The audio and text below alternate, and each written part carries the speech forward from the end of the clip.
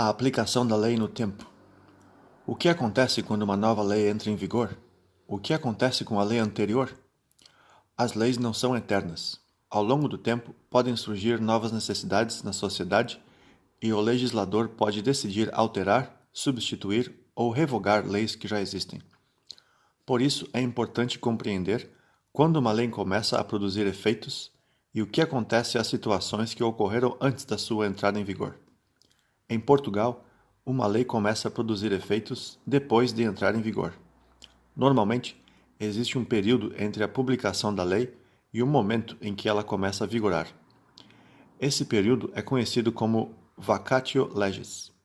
A sua finalidade é permitir que as pessoas conheçam a nova lei antes de ela começar a produzir efeitos. Mas o que acontece quando uma nova lei substitui uma lei anterior? Aqui surge um conceito importante: a revogação. A revogação acontece quando uma nova lei elimina, total ou parcialmente, a aplicação de uma lei anterior.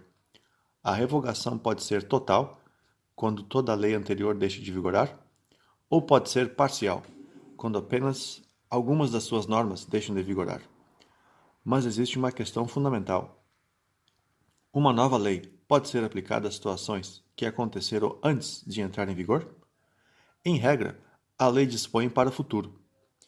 Isso significa que uma nova lei, em princípio, aplica-se às situações que ocorrem depois da sua entrada em vigor. Esse princípio está relacionado com a ideia de não retroatividade da lei. A retroatividade acontece quando uma nova lei produz efeitos sobre situações ou fatos ocorridos antes da sua entrada em vigor. No entanto, as regras sobre a aplicação da lei no tempo podem variar de acordo com o tipo de situação e com a área de direito que é em causa.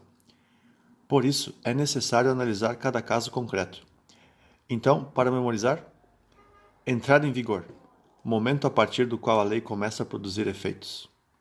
Vacatio legis, período entre a publicação da lei e a sua entrada em vigor. Revogação, eliminação total ou parcial da vigência de uma lei anterior. Não retroatividade, princípio segundo o qual a lei, em regra, dispõe para o futuro. Compreender a aplicação da lei no tempo é essencial para saber qual lei deve ser aplicada a uma determinada situação.